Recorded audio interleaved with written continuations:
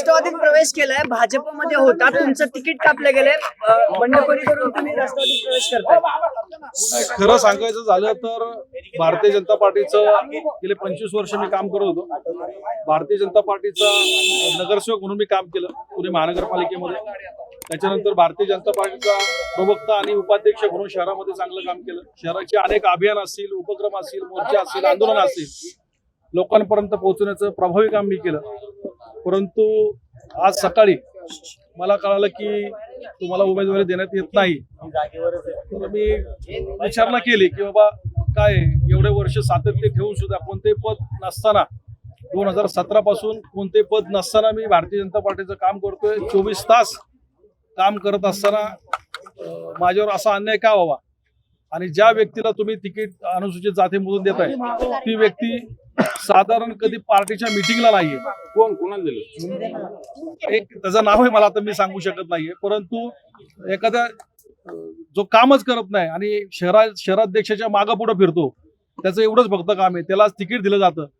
माझे वर्षभरामध्ये महिलांसाठी, युवकांसाठी, क्रीडा क्षेत्रामध्ये अनेक चांगलं काम असताना सुद्धा मला डावललं गेलं.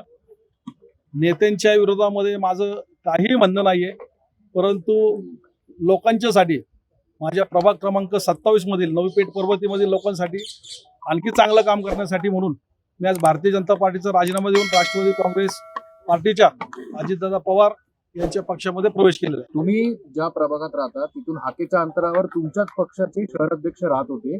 या सगळ्या संदर्भात तुम्ही त्यांना काही कानोसा दिला होता, त्यांना काही सांगितलं होतं का राजीनामा देण्यापूर्वी, या संदर्भातली काही मागणी केली होती का? नाही, मागणी मी रितसर भारतीय जनता पार्टीचा उमेदवारी अर्ज भरला. मग मी प्रबळ दावेदार तिथं होतो. 24 तास संपर्कात असणारा एक कार्यकर्ता म्हणून मी लोकांचे परिचित होतो. भारतीय जनता पार्टीच्या माध्यमातूनही अनेक कार्यक्रमामध्ये असताना शहराध्यक्षांना भेटलो, आमदारांना भेटलो, खासदारांना भेटलो. सगळ्यांशी बोलणं झाल्यानंतर अशा पद्धतीनं माझ्यावर अन्याय झाल्यामुळे मी आज भारतीय जनता पार्टीमध्ये गेल्या काही दिवसांपासून आपण जर पाहिलं तर भाजपमध्ये मोठं इन्कमिंग होत होतं. मेगा प्रवेश असतील किंवा इतर शहरातले प्रवेश आहेत. एक असा नरेटिव्ह सेट झाला होता का की जे जुने आहेत त्यांना डावललं जाणार आहे आणि जे नवीन आहेत त्यांनाच प्रवेश दिला जाईल आणि कुठेतरी भाजपला हेच बुमरँग झालंय का? नाही, सगळ्यात महत्त्वाचं सांगायचं झालं तर भारतीय जनता पार्टीमध्ये प्रवेश करत असताना भारतीय जनता पार्टीमध्ये निष्ठावंत कार्यकर्त्यांवर अन्याय होत असेल तर माझ्यासारखा कार्यकर्ता गप्प बसणार नाही.